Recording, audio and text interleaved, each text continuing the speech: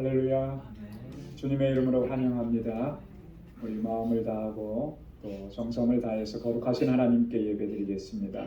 다 같이 기도하겠습니다.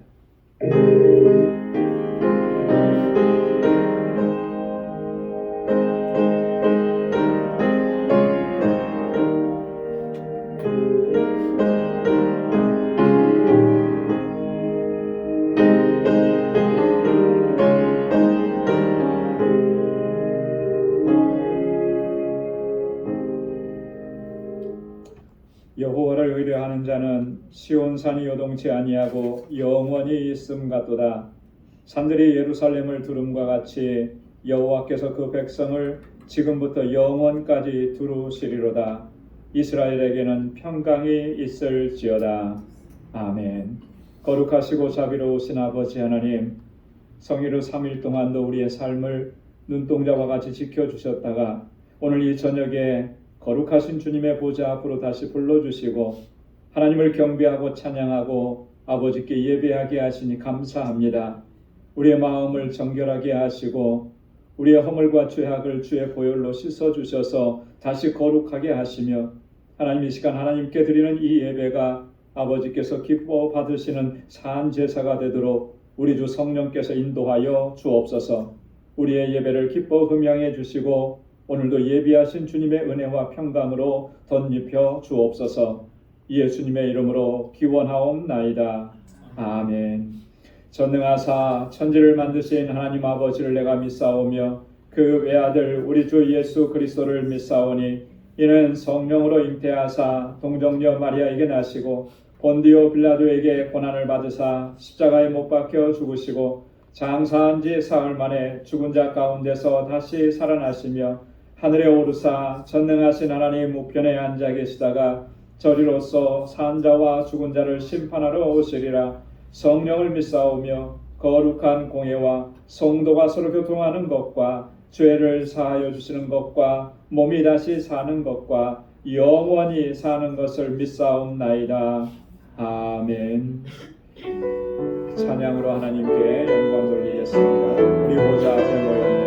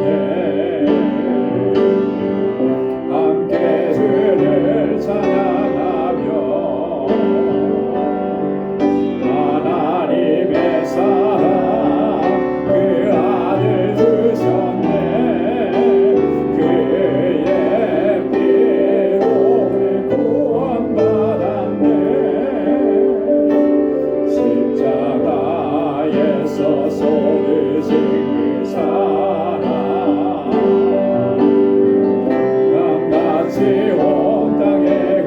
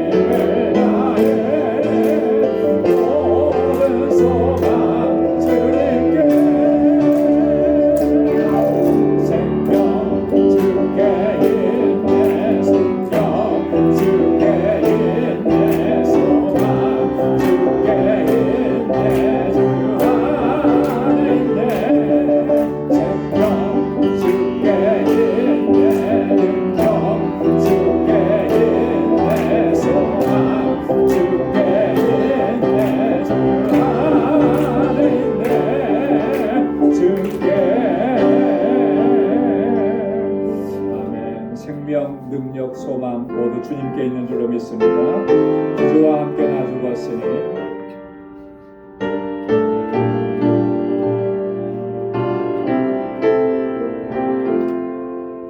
구주와 함께 나 죽었으니 구주와 함께 나 살았도다.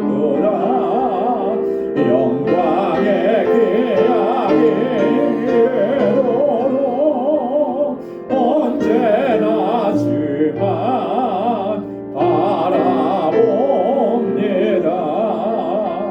언제나 주는 날 사랑하사 언제나 새 생명 주시나니 영광의 기약이 이르도록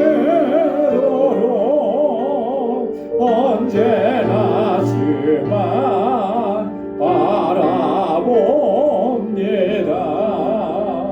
마음속에 시험을 받을 때와 무거운 근심이 있을 때에 주께서 그때도 같이 하사 언제나 나를 도와주시네. 언제나 주는 날 사랑하사 언제나 새 생명 주시나니 영광의 기약이 이르도록 언제나 주만 바라봅니다. 뼈 아픈 눈물을 흘릴 때와 쓰라린 마음으로 탄식할 때 주께서 그때도 같이 하사 언제나 나를 생각하시네. 언제나 주는 날 사랑하사 언제나 새 생명 주시나니 영광의 기약이 이르도록 언제나 주만 바라봅니다. 내 몸의 약함을 아시는 주 못 고칠 질병이 아주 없네.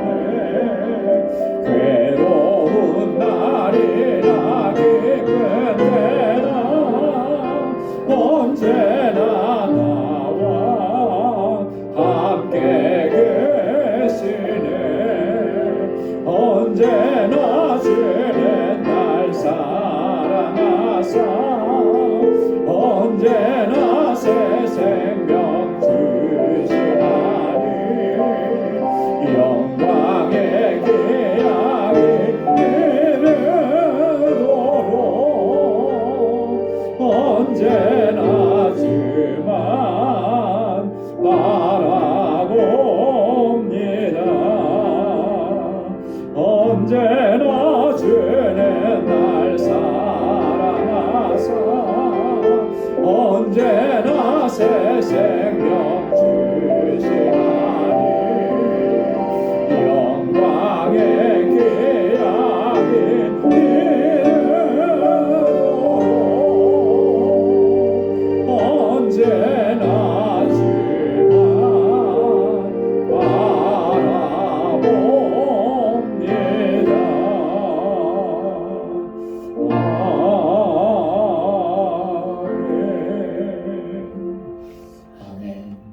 이 시간 다 같이 통성으로 기도하겠습니다. 언제나 주님만 바라보고 또 주님께 모든 걸 의탁하고 맡기고 또 주님 의지하면서 믿음으로 살아갈 수 있도록 인도해 주옵소서. 하나님께서 찾으시는 참된 예배자로 살게 하시고 거룩한 하나님의 백성으로 살아가게 하옵소서. 하나님의 영광을 위해서 살아가는 하나님의 신실한 믿음의 일꾼이 되게 하옵소서. 우리 같이 기도하고 교회를 위해서 하나님 세워주신 주의 종들과 일꾼들을 위해서 또 이곳에서 자라나는 우리 어린 신령들, 학생들, 우리 청년들, 또 우리 유스 우리 BM을 위해서, 우리 선교지를 위해서, 또 우리 지체들 가운데 육신의 연약함을 안고 고통 중에 부르짖는 우리 사랑하는 형제와 자매들 하나님 치유해 주시기를, 우리 마음의 염려와 근심과 걱정들 다 주님께 내어 맡기고 하나님의 위로와 평강을 얻게 하나님 역사해 달라고 같이 기도해 주시고, 이 시간 주님 앞에 가지고 나온 우리의 간절한 기도의 제목 함께 통성으로 아뢰겠습니다. 거룩하신 아버지 하나님 참 감사합니다. 아버지 하나님의 사랑과 은혜 안에 날마다 이렇게 믿음으로 살게 하시고 승리하게 하시고 하나님의 임재를 경험하고 하나님의 놀라우신 은혜와 평강 가운데 거하게 하심을 감사합니다. 거룩하신 아버지 하나님, 오늘도 주의 은혜로 채워주시고 하나님 기쁨과 감격 속에 하나님을 예배하게 하시며 하나님 영광 중에 임재하시는 하나님의 임재를 경험하는 복된 시간이 되도록 인도하여 주옵소서. 거룩한 하나님의 백성으로 살아가기에 부족함이 없도록 주 성령께서 날마다 우리를 다스려 주시고 아버지 주장하여 주옵소서. 환난과 시험과 아버지 하나님 유혹이 많은 이 세상이지만 오직 주님만 바라보고 주님만 의지하고 주님께 모든 것을 의탁하고 믿음으로 살아가는 저희의 삶이 되도록 인도하여 주옵소서. 아버지 하나님, 우리 방주 공동체를 사랑하셔서 여기까지 인도하시고 놀라우신 역사를 날마다 베풀어 주시니 감사합니다. 믿음의 공동체로 사랑의 공동체로 견고하게 서서 하나님의 영광을 위하여 귀하게 쓰임받게 하시고 우리 모든 권속들이 서로 사랑하고 위로하고 격려하며 하나님의 뜻을 함께 이루어갈 수 있도록 인도하여 주옵소서. 아버지 하나님, 세워주신 주의 귀한 일꾼들에게 능력과 권능을 덧입혀 주시고 성령의 충만함을 더하여 주옵소서. 아버지 하나님, 우리에게 충성된 마음을 허락해 주셔서 우리의 몸과 마음과 성성을 다하여 하나님의 뜻에 순종하며 나아가는 저희를 되게 하여 주옵소서. 아버지 하나님, 그래야 하나님 주님의 주신 사명, 이 영혼 구원의 사명, 아버지 구원의 방주로서의 사명 잘 감당할 수 있도록 도와주옵소서. 아버지 하나님, 이곳에서 자라는 우리 사랑하는 자녀 손들을 붙잡아 주시고 정말 저들이 하나님 잘 경외하고 믿음으로 살고 이 세대의 하나님의 귀한 일꾼들로 다 쓰임받게 하여 주시고 우리 예수님과 이엠이 날로 부흥하고 성장하게 하시고 저들을 위해 수고하고 애쓰는 우리 전도사님과 우리 모든 교사들 능력의 장중에 붙들어 주옵소서. 하나님 아버지, 우리 선교지마다 또 우리 선교사님들 강건하게 붙잡아 주셔서 아버지 그 귀한 생명의 역사가 날마다 풍성하게 일어나게 하시고 주의 능력과 권능으로 저희를 붙잡아 주옵소서. 우리 알라메다 방주교회 든든하게 세워주셔서 아버지 하나님 그 지역의 영혼들을 주님께로 인도하고 구원으로 인도하는 귀한 사명 잘 감당하게 하시고 우리 모든 동역자들에게 하나님의 능력과 권능으로 함께하여 주시옵소서. 아버지 하나님, 아버지 우리 사랑하는 자녀들 주님의 권속들 아버지께서 붙잡아 주시고 하나님 아버지 권고한 중에 아버지 하나님 낙심하고 절망하지 않게 하시고 소망의 주님을 바라볼 수 있게 하시고 오직 주님만 바라보고 믿음으로 나아가게 하옵소서. 좌를 하오르나 치우치지 않게 하옵소서. 오직 주의 약속의 말씀 붙잡게 하여 주시고 소망의 주님을 바라볼 수 있게 하옵소서. 아버지 하나님, 주님 앞에 나와 엎드리게 하시고 아버지 하나님 주의 말씀에 의지하여서 살아가는 하나님의 귀한 백성들 되게 하여 주옵시고 우리 사랑하는 성도들의 가정과 직장과 생업의 터전을 날마다 견고하게 붙잡아 주옵소서.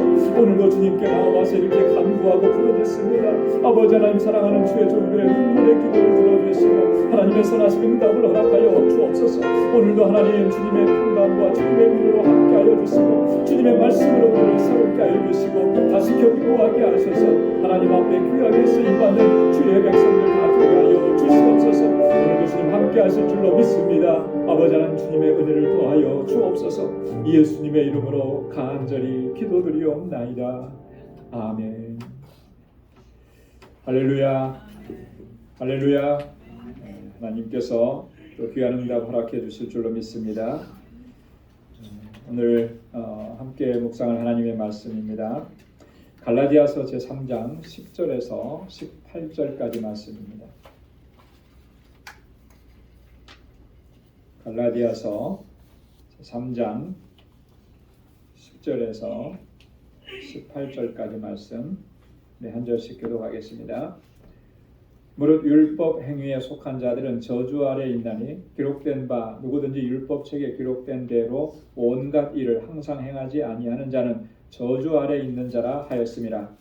또 하나님 앞에서 하나 율법으로 말미암아 의롭게 되지 못할 것이 분명하니 이는 의인이 믿음으로 사리라 하셨습니다. 율법은 믿음에서 난 것이 아니라 이를 행하는 자는 그 가운데서 살리라 하였느니라. 그리스도께서 우리를 위하여 저주를 받는 바 되사 율법의 저주에서 우리를 속량하셨으니 기록된 바 나무에 달린 자마다 저주 아래 있는 자가 아니니라. 이는 그리스도 예수 안에서 아브라함의 복이 이방인에게 미치게 하고 또 우리로 하여금 믿음으로 말미암아 성령의 약속을 받게 하려 함이니라. 형제들아 사람이 예대로 말하노니 사람의 언약보다 정확히는 아무나 하거나 더하거나 하지 못하느니라. 이 약속들은 아브라함과 그 자손에게 말씀하신 것인데 여럿을 가리켜 그 자손들이라 하지 아니하시고 오직 하나를 가리켜 내 자손이라 하셨으니 곧 그리스도라. 내가 이것을 말하노니 하나님의 미리 정하신 언약을 사람을 주시는 후에 생긴 율법이 없이 하지 못하여 그 약속을 보이게 하지 못하니라. 다 함께요. 만일 그 유업이 율법에서 난 것이면 약속에서 난 것이 아니라 그러나 하나님이 약속으로 말미암아 아브라함에게 은혜로 주신 것이라. 아멘. 오늘 이 말씀에 보면 의인은 믿음으로 말미암아 살리라. 이 말씀이 핵심적인 주제로 나와 있습니다. 이 갈라디아서 3장을 시작하면서 우리가 2주 전에 말씀을 같이 묵상을 했는데요.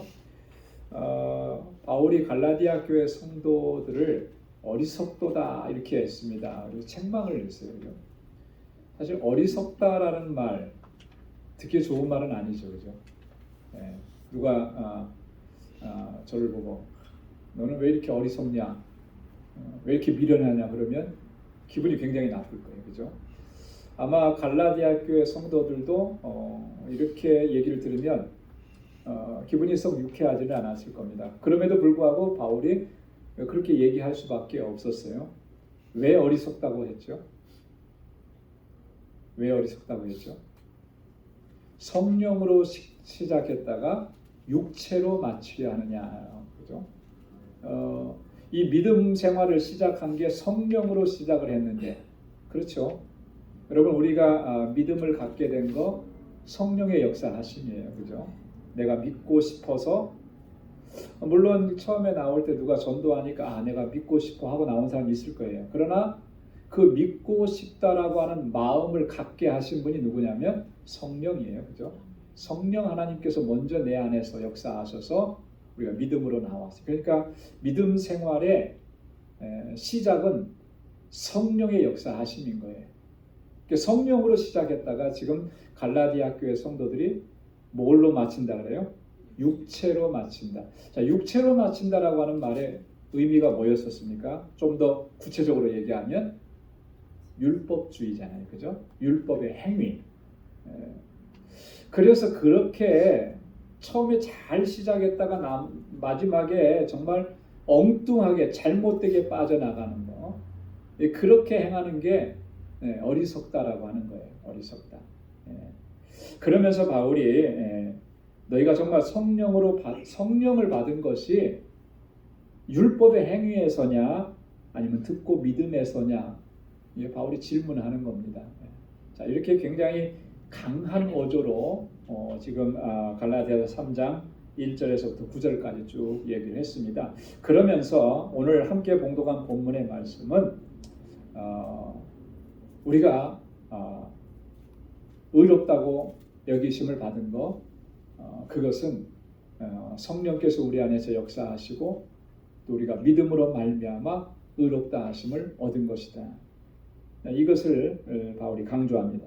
자, 그래서 오늘 본문은 크게 두 부분으로 이렇게 구분해 볼 수가 있는데요. 10절부터 14절까지는 첫 번째 부분이냐, 의인은 믿음으로 살리라.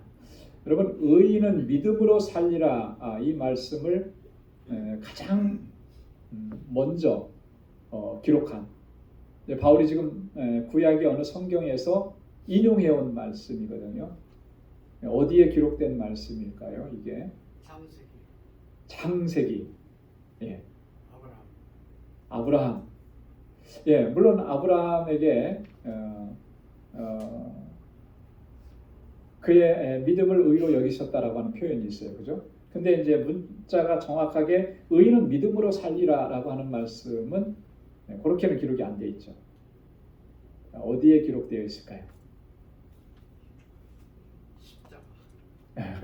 구약 성경 안에 기록되어 있어요.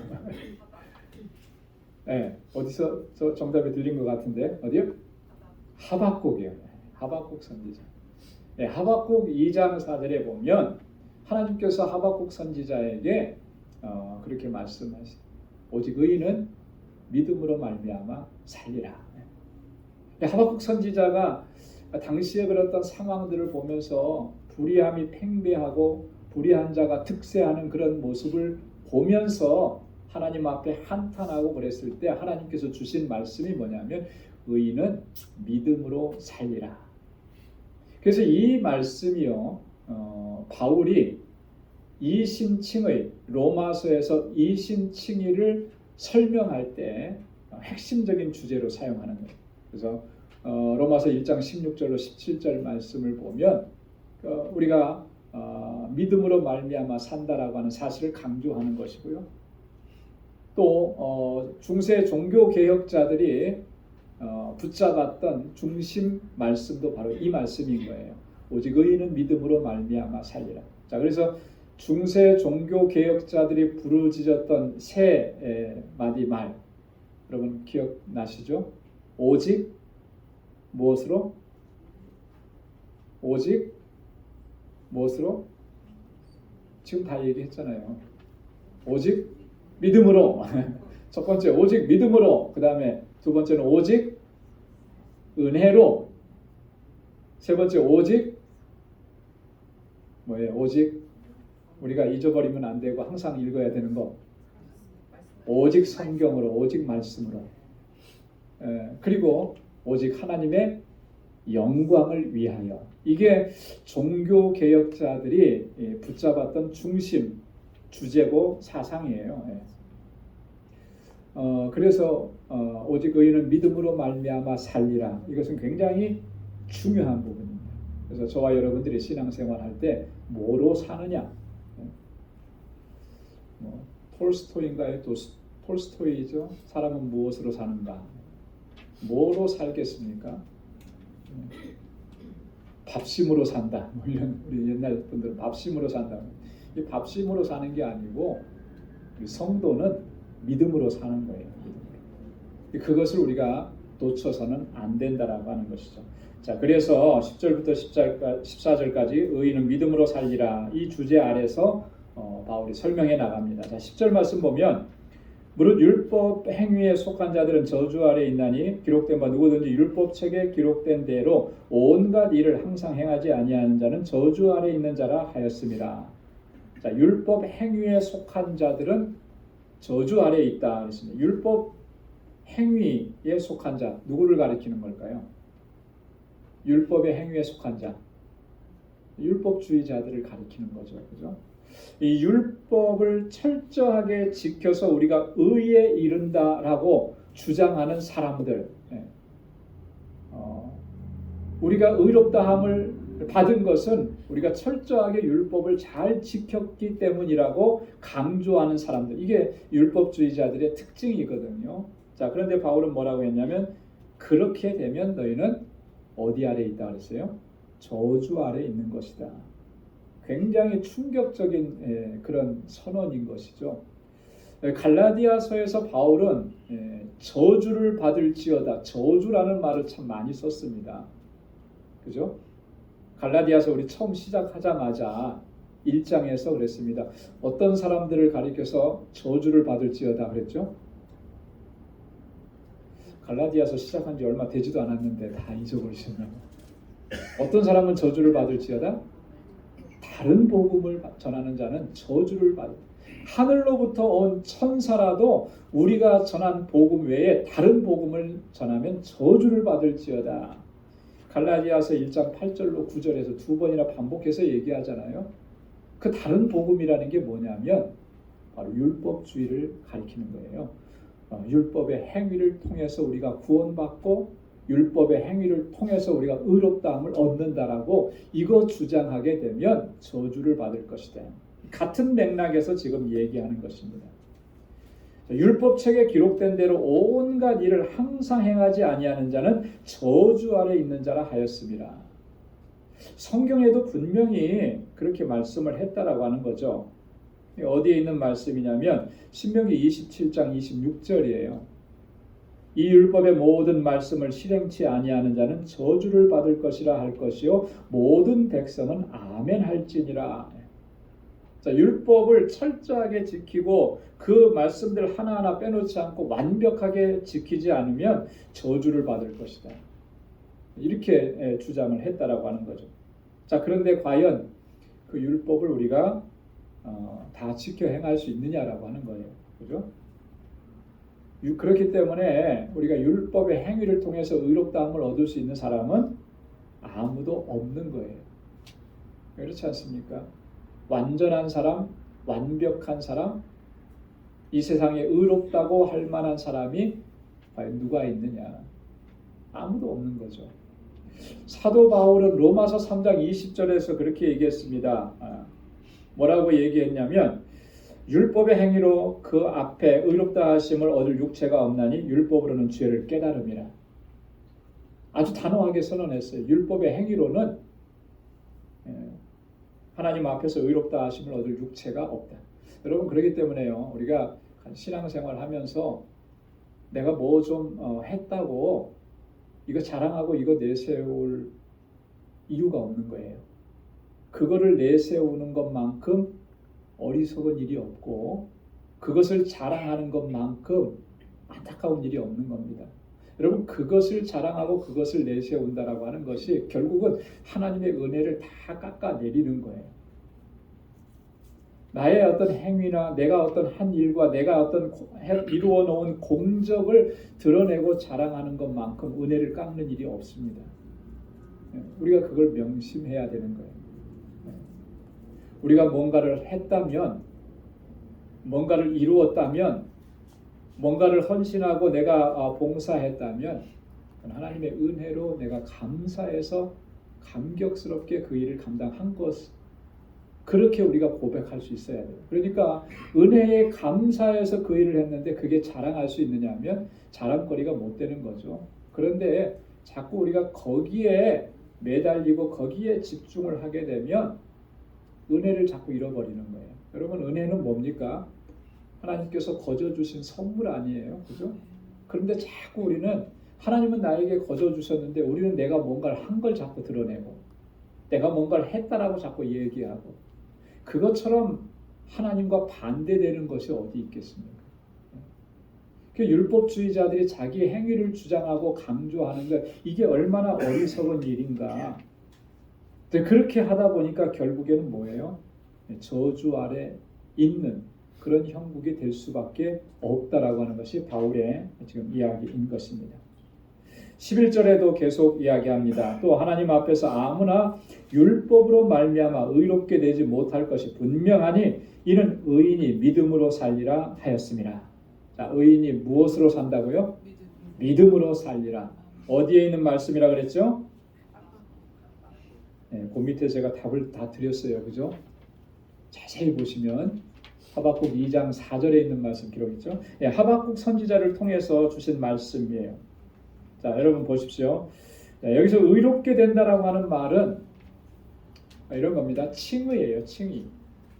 의롭다 하심을 인정받는 거죠. 하나님께서 우리를 의롭다고 인정해 주시는 거예요. 무엇을 통해서 인정해 주시나요? 뭘 보고 인정을 해 주시는 거죠? 하나님께서 나를 의롭다고 인정해 주셨다면 뭘 보고 인정을 해 주신 걸까요? 주일날 한 번도 안 빠지고 교회 열심히 나왔으니까?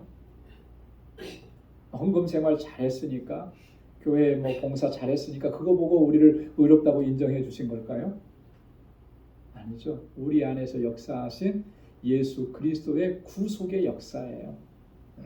우리가 예수님께서 십자가에서 피 흘리셔서 돌아가셨는데 그 구속하심으로 말미암아 핏부림이 우리 안에 있어서 나를 거룩하게 하시고 하나님의 자녀로 삼아주신 예수님의 그 구속의 역사가 내 안에 있기 때문에 그걸 보시고 그걸 믿는 그 믿음을 보시고 우리를 의롭다고 여겨주신 거예요.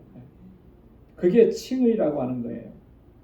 근데 율법으로 말미암아서는 결코 그렇게 의롭다 하심을 얻을 수가 없다는 거죠. 율법의 행위로는. 왜 그러냐면 여기 그랬잖아요. 의인은 무엇으로 산다고요? 의인은 믿음으로 살기 때문에 그런 거예요. 믿음으로 살.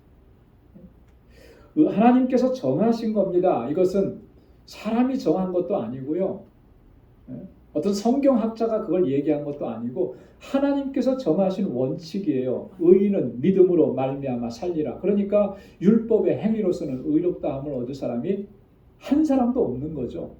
그럼에도 불구하고 율법의 행위를 따라가면 그건 저주 아래에 있는 것이잖아요. 또 하나 우리가 율법으로 말미암아 의롭다 하지 못한다라고 하는 그 말의 의미는 이런 의미를 갖고 있습니다. 여러분, 우리는 어떤 존재입니까? 인간은 본래적으로 타락한 존재예요. 죄인입니다. 죄인. 그죠? 본래부터 태어날 때부터 죄인이었습니다. 그래서 과거의 철학자들이 인간은 선한 존재냐, 악한 존재냐, 성선설, 성악설 이런 얘기 많이 들어봤죠. 학교 다닐 때. 뭐가 맞는 것 같습니까? 성선설, 성악설. 성악설이죠. 그게 성경적이에요. 인간은 태어나면서부터 죄인인 거예요. 자, 그렇기 때문에 또 인간은 한계를 가지고 있는 거예요. 한계 없는 사람 없어요. 세상에서 아무리 위대한 능력을 가진 사람이라 할지라도 그 사람이 지니는 한계가 있습니다. 그렇죠? AI 로봇하고 사람하고 이렇게 스포츠 대결하는 거가 가끔씩 이제 영상이 나오더라고요. 제가 그걸 보면서 저게 진짜인가 가짜인가 구분이 잘 안 되거든요. 근데 보면 아무리 세상에서 최고의 실력을 가진 사람이라고 해도 이제는 AI가 발휘하는 그 능력을 감당하지를 못하는 것 같아요. 그렇죠? AI에게는 하여튼 최고의 능력과 지식과 이런 게 자꾸 더해지지만 사람은 그걸 습득할 수 있는 한계가 있거든요. 그러니까 나중에 보면은 AI 로봇하고 대결하면 인간이 이길 수가 없는 거예요. 왜 이길 수가 없냐면 인간은 한계가 있기 때문에. 운동선수 중에 우리나라 축구 지금 아시안컵 합니다만 손흥민 선수가 정말 최고의 우리나라 선수라 그러는데 손흥민 선수도 이제 한계점에 도달한 것 같아요. 나이가 있으니까. 그죠? 이제부터 1년, 2년 지나가면은 최고로 잘했던 그 정점에서 이제는 자꾸 이제 내려가는 거죠. 인간의 한계인 거예요. 우리의 지식도 한계가 다 있습니다. 여러분 어르신들이 연세 드시면서 자꾸 반복적으로 누구나 공통적으로 하시는 말씀이 이제는 깜빡깜빡 하신다. 그 총명했던 것이 이제 다 사라지고 다 이게 인간이 한계인 거예요. 율법을 지켜 행하는 데 있어서도 한계가 있습니다.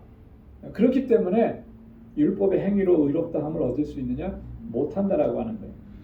로마서 3장 9절로 18절에 바울이 아주 이 부분을 명확하게 얘기했습니다. 우리는 다 죄 아래 있고 의인은 없나니 하나도 없고 다 죄인이기 때문에 그렇기 때문에 율법의 행위로 의롭다함을 얻을 수 있는 결코 그럴 수 없다라고 하는 것이 오늘 여기서 바울이 이야기하는 것입니다. 자, 12절에 보면 율법은 믿음에서 나는 것이 아니라 이를 행하는 자는 그 가운데서 살리라 하였느니라. 자, 율법은 믿음에서 난 것이 아니다 그랬습니다. 이게 무슨 의미일까요? 자, 율법은 어떤 특징이 있습니까? 율법은 완전한 복종과 또 의무를 요구합니다. 그렇죠? 그래서 율법을 행하는 자는 살리라 그랬잖아요. 율법의 특징은 그거예요.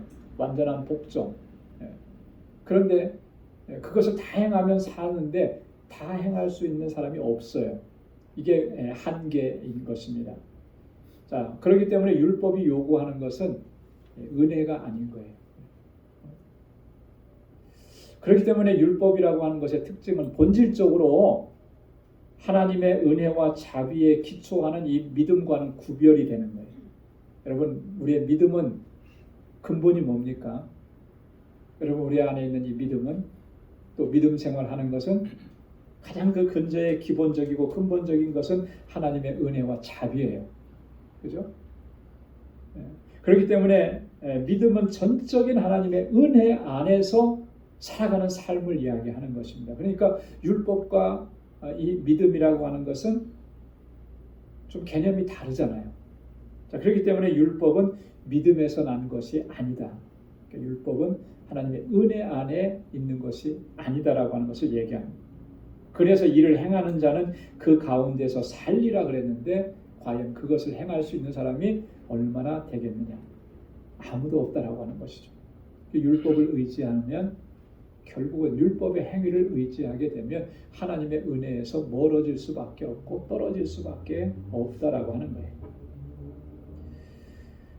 자, 그런데 13절 말씀에 보면 그리스도께서 우리를 위하여 저주를 받은 바 되사 율법의 저주에서 우리를 속량하셨으니 기록된 바 나무에 달린 자마다 저주 아래 있는 자라 하였습니다. 자, 그리스도께서는 우리를 위하여 저주를 받은 바 되셨다. 이 저주가 뭐냐면 그 뒤에 나오죠. 율법의 저주에서 우리를 속량하셨다. 율법의 저주. 율법의 저주라 그랬는데 왜 율법? 여러분, 율법은 하나님께서 주신 율례와 법도와 계명이잖아요. 그죠? 하나님께서 주신 것은 다 선한 거예요. 그런데 왜 율법의 저주라고 이야기를 했을까요? 왜 율법의 저주라고 얘기했을까요? 율법을 온전히 다 지킬 수 있는 사람이 없기 때문에 그런 거예요. 자, 그래서 율법의 기능 중에 가장 중요한 기능이 어떤 것이 있을까요? 율법은 우리로 하여금 뭘 알게 하느냐면 죄를 깨닫게 하는 거예요. 율법의 기능이라고 하는 것은 우리로 하여금 죄를 깨닫게 하고 또한 율법의 기능은 하나님의 뜻을 알게 하고 또 바울은 갈라디아서 좀 뒤에 나오면 다음 주에 이제 우리가 하겠는데 갈라디아서 3장 24절에 율법은 그래서 뭐라고 얘기했냐면 몽학 선생이다 그랬어요. 그죠? 이 몽학 선생이라는 말은 가정교사라고 하는 말이에요. 그죠? 그래서 우리 어린 아이 때부터 가르치고 또 배워야 될 것들을 이렇게 알려주는 가정교사와 같은 그런 역할. 자, 그래서 이 율법은 우리를 누구에게로 인도하느냐면 율법 자체가 우리를 구원하고 의롭게 하는 것이 아니라 우리를 구원하고 의롭게 하시는 누구에게로? 예수 그리스도에게로 인도하는 몽학 선생이라고 하는 것입니다. 율법은 그런 거예요. 그런데 그 율법을 의지해서 내가 의롭다함을 얻겠다? 그렇게 도달하지 못하게 되는 거죠. 그러니 결국 율법을 의지하는 자는 저주 아래 있게 되는 거예요. 자, 그런데 그 저주 아래 있는 우리를 그리스도께서 속량해 주셨다. 내가 받아야 될 그 저주를 그리스도께서 대신 받아 주셨다라고 하는 것이죠. 이 속량이라고 하는 말. 여러분, 이 속량이라고 하는 말의 본래적인 의미는 이런 의미입니다. 되돌려 사다라고 하는 그런 원어적인 의미예요. 되돌려 사서 되돌려 놓는 거예요. 이 옛날에는 노예 제도가 있어서 노예를 사고 팔고 했죠. 그래서 그 노예를 몸값을 지불하고 그 노예를 사오는 거예요. 근데 사오는 것으로 끝나지 않고 사와서 그 노예에게 뭘 줘요? 뭐냐면 자유를 주는 거예요. 해방을 시켜주는 거예요.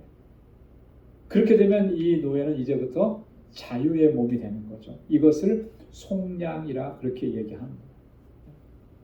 예수님께서 우리를 그렇게 해주셨다라고 하는 거예요. 율법의 저주에서 우리를 속량시켜 주셨다. 어떻게? 십자가에 달려 돌아가셨다. 근데 십자가에 달려 돌아가셨다라고 하는 말의 의미가 뭐냐면 저주 아래 놓임으로 인해서 스스로가 자신이 저주 아래 놓이면서 우리의 저주를 다 벗겨주시고 우리를 속량시켜 주시고 자유하게 하셨다라고 하는 그런 말씀인 것입니다. 자, 나무에 달린 자마다 다 저주 아래 있는 자다. 이 신명기에 있는 말씀을 바울이 인용한 것입니다. 신명기 21장 23절에 보면 하나님께서 명령하십니다. 그 시체를 나무 위에 밤새도록 두지 말고, 어떤 사람이 잘못을 해서 그 사람을 사형을 시키게 됐을 때 그 사람을 나무에 달려서 어떤 형태로 달렸는지 모르지만 그 나무에 달려서 죽임을 당하게 돼요.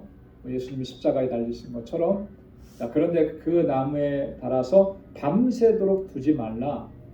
자, 죽었으면 그날에 장사해서 장사를 지내라는 거죠.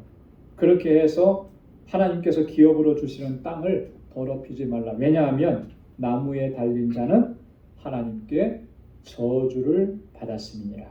하나님께서 하신 말씀. 그 나무에 달려서 그렇게 처형되고 죽은 사람은 하나님께 저주받은 자다. 그러니까 나무에 밤새도록 달아놓지 말고 그날로 장례를 지내라. 이렇게 말씀을 하신 거거든요. 그래서 이 말씀 속에서 그 나무에 달렸다라고 하는 말의 의미는 그런 거예요. 그러니까 예수님께서 십자가에 달려 돌아가신 것은 우리는 나를 위해서 나를 구원해 주시기 위해서 십자가에 달려 돌아가셨다 이렇게 생각하는데 그 맞는 말씀이거든요. 근데 거기까지만 생각해서는 안 돼요. 하나 더 생각해야 될 것이 있습니다. 오늘 바울이 얘기하는 거예요. 그죠? 내가 받아야 될 저주. 그걸 예수님께서 친히 받으시고 내가 그 십자가의 저주를 나무에 달리는 그 저주를 내가 받아야 되는데 주님께서 대신 내 저주를 받아주시고 감당하시고 나를 자유케 해주시고 나를 속량시켜 주셨다라고 하는 거예요. 근데 그 율법의 저주에서부터 나를 속량시켜 주신 거예요. 내 능력과 내 경험으로는 감당할 수 없고 이룰 수 없는 그 일들을 예수님께서 이루어 주셨다라고 하는 말씀입니다. 자, 그러면서 14절에 보면 이렇게 하신 것은 이는 그리스도 예수 안에서 아브라함의 복이 이방인에게 미치게 하고 또 우리로 하여금 믿음으로 말미암아 성령의 약속을 받게 하려 함이니라. 자, 주님께서 이렇게 십자가에 달려 돌아가시고 내가 받아야 될 그 저주를 십자가에서 다 감당하셨던 그렇게 목적이 뭐냐라고 하는 것을 바울이 지금 두 가지로 얘기하죠. 그 첫 번째가 뭐라 그랬습니까? 아브라함이 받은 축복이 이방인들에게도 주어지게 하기 위해서.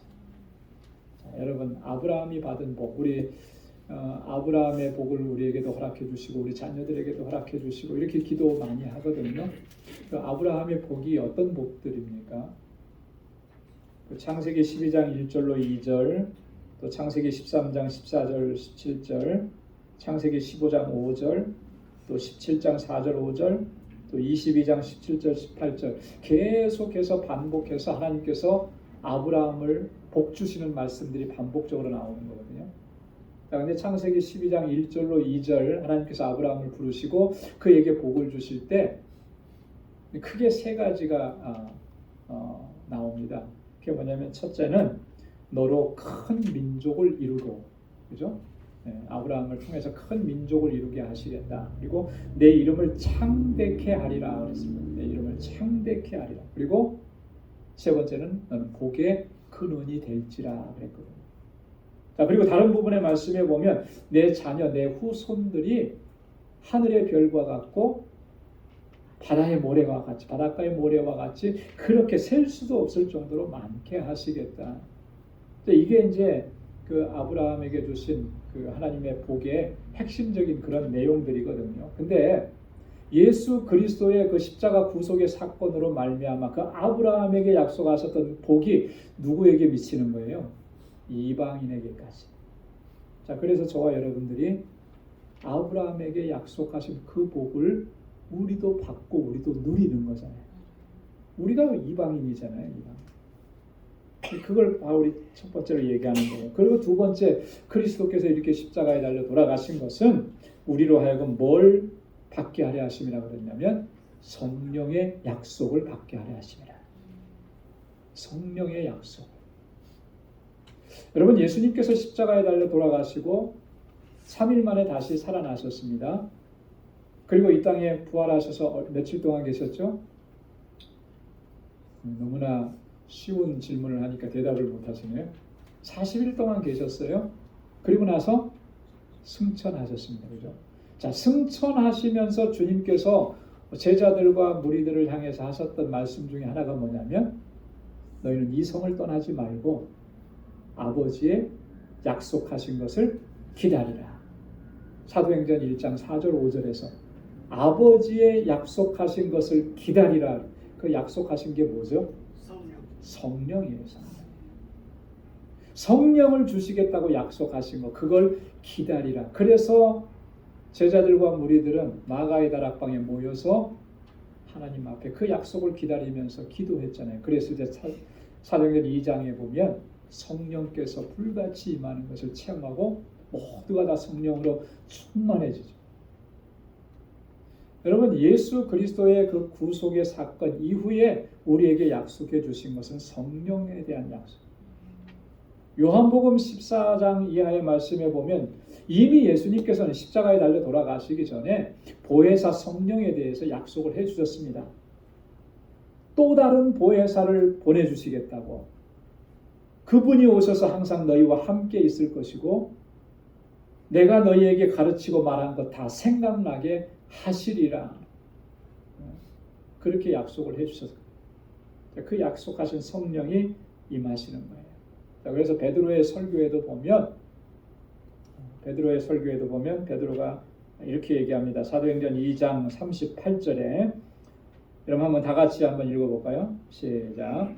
베드로가 가로되 너희가 회개하여 각각 예수 그리스도의 이름으로 세례를 받고 죄 사함을 얻으라. 그리하면 성령을 선물로 받으리니. 회개하고 예수 그리스도의 이름으로 세례를 받고 그러면 죄 사함을 얻게 되는데 그러면 성령을 선물로 받게 되리라. 자, 이 성령이 어떻게 오셨느냐라고 하는 거죠. 예수 그리스도의 십자가의 구속의 사건, 내 죄를, 내 저주를 다 짊어주시고 그 나무에 달려 죽으심으로 말미암아 우리 가운데 약속하신 성령이 임하시게 되었다라고 하는 것이 오늘 바울의 이야기인 것입니다. 자, 그 다음에 오늘 두 번째 부분이 하나님의 약속과 은혜라는 주제인데요. 15절부터 18절까지. 자, 그래서 바울이 좀 더 본격적으로 이 하나님의 약속 그리고 은혜에 대해서 이야기합니다. 자, 15절에 보면 형제들아 사람의 예대로 말하노니 사람의 언약이라도 정한 후에는 아무나 폐하거나 더하거나 하지 못하느니라. 자, 일반론적으로 바울이 지금 접근합니다. 근데 형제들아 이렇게 얘기하죠. 약간 좀 바울이 좀 부드러워진 거 느낄 수가 있죠. 그죠? 앞전에 앞부분에서는 갈라디아 교회 성도들을 향해서 뭐라 그랬습니까? 어리석도다 그랬거든요. 굉장히 강한 책망조가 있다면 여기서부터는 좀 부드러워집니다. 그리고 이 설득을 하는 거예요. 그러면서 이제 형제들아 이렇게 부르는데 내가 사람의 예대로 말한다. 이건 뭐냐면 인간의 상식과 통념대로 내가 얘기를 하는데 사람끼리 언약을 정했으면 그거 함부로 폐하거나 없이 할 수 있느냐? 그럴 수 없지 않느냐? 그렇죠? 사람들 간의 언약 그 약속도 그렇게 할 수 없다면 하나님께서 우리와 맺어주신 그 언약은 얼마나 하나님께서 더 성실하게 이행하시겠느냐라고 하는 것을 담고 있는 그런 표현인 거예요. 그렇죠? 여러분, 하나님께서 약속하신 것은 반드시 우리 가운데 이루어지는 줄로 믿습니다. 약속을 굳건하게 붙잡는 그 신앙이 진짜 신앙이고 참된 신앙인 거예요. 그리고 우리가 이 세상에서 참 여러 가지 환난도 당하고 어려움도 겪고 낙심케 하는 일도 많이 있는데 이 하나님의 약속의 말씀을 붙잡지 않으면 그 절망하고 주저앉아서 다시 일어날 수가 없습니다. 하나님의 약속을 붙잡는 사람만이 다시 일어날 수가 있는 거예요. 그래서 우리 신앙은 약속을 붙잡는 것이다. 하나님의 약속하신 것을 굳게 붙잡고 나아가는 게 그게 신앙의 본질이고 핵심인 것입니다. 여러분 낙심될 때마다 여러분 어떻게 해야 되겠습니까? 절망스러운 일이 생길 때마다 지금처럼 이렇게 너무나 힘들고 고통스럽고 속상한 일들을 겪을 때마다 우리는 말씀으로 돌아가야 돼요. 주님의 약속을 그 약속의 말씀에 집중해야 합니다. 그렇게 해야만 벗어날 수가 있고 이겨낼 수가 있어요. 나의 의지로 몸부림치는 것은 벗어날 수가 없습니다. 예전에 그 타잔이라는 영화를 어렸을 때 많이 봤거든요. 근데 거기에 보면 끔찍한 상황들이 있어요. 그 중에 하나가 뭐냐면 이렇게 그 뭐라 그래요? 늪 같은 데 빠져 들어가는 거예요. 늪 같은 데 빠져 들어가면 내가 아무리 발버둥 쳐도 나올 수가 없어요. 그죠? 발버둥 치면 칠수록 더 빠져 들어가는 거죠. 거기서 건짐을 받을 수 있는 유일한 방법은 누군가가 와서 나에게 구명줄을 던져주는 거예요. 밧줄을 던져주거나 나무를 던져주거나 해서 그거 붙잡고 나오게 되는 것이죠. 비슷한 원리인 것 같아요. 우리가 절망과 낙심 속에서 헤어나올 수 있는 것은 하나님께서 주시는 약속의 말씀이에요. 그 말씀을 붙잡아야 되는데 그 말씀 붙잡지 않으면 나올 수가 없어요. 하나님의 언약의 말씀은 언제나 하나님은 신실하시기 때문에 그대로 다 이루어지게 되는 줄로 믿습니다.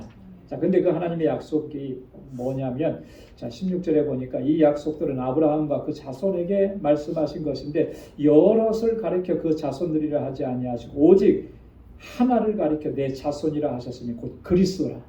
그리스도가 하나님의 약속이라는 거예요. 자, 근데 아브라함과 그 자손들에게 말씀하시기를 여럿을 가리켜 그 자손이라 하지 않으셨다. 자, 아브라함에게 하나님께서 내 자손이라고 하나님께서 말씀하신 그 사람은 누구죠? 이삭, 한 사람이에요. 자, 지난번에도 제가 말씀드렸듯이 아브라함에게는 아들이 모두 몇 명이었었다고요? 네? 자, 대답이 7, 8, 9 다 나왔는데, 자, 거기 보면 창세기 25장 1절로 2절에 보면 아브라함이 후처를 취했는데 그 이름은 그두라라. 시므란, 욕산, 모단, 그리고 미디안, 이스박, 수아를 낳고 몇 명이에요?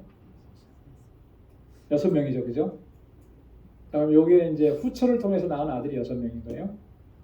그 외에 또 누가 있죠? 이삭이 있고 이스마엘이 있고. 그러면 총 몇 명이에요? 8명이죠. 여기서 말하는 거예요. 아브라함에게 이 많은 아들들이 있었지만 그 아들들이 다 아브라함의 자손이 아니에요. 약속의 자손이 아닌 거예요. 약속의 자손은 딱 한 사람이에요. 누구예요? 이삭인 거죠. 이삭이에요.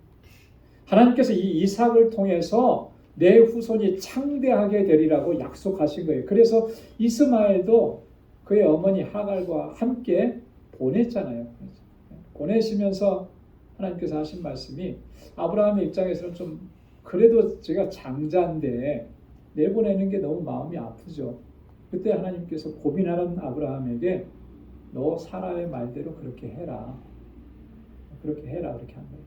그리고 내 씨는 오직 이삭이다는 거예요. 이삭. 한 사람을 통해서. 자, 근데 그 이삭이 곧 누구냐면 그리스도라고 하는 거예요. 그리스도.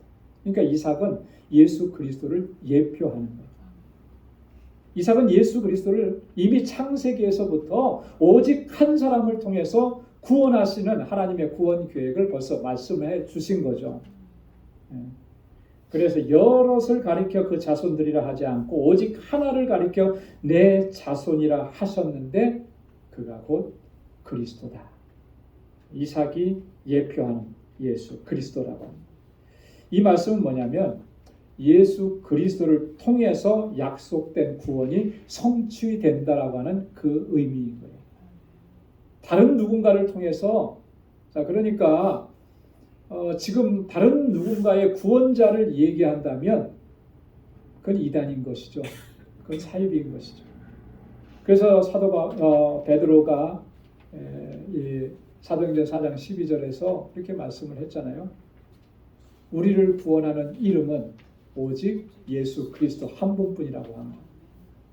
그 외에 다른 구원자를 얘기하면 종교다원주의자들이 얘기하는 것처럼 그렇게 얘기하면 다 그거는 이단이고 잘못된 것이라고 하는 거예요. 이게 하나님의 약속이라고 하는 것이죠. 자, 그러면서 17절에 아주 중요한 역사적인 사실을 한 번 더 얘기합니다. 내가 이것을 말하노니 하나님의 미리 정하신 언약을 430년 후에 생긴 율법이 없이 하지 못하여 그 약속을 헛되게 하지 못하리라. 하나님께서 미리 정하신 언약, 이것은 아브라함을 통해서 약속하신 거예요. 그죠?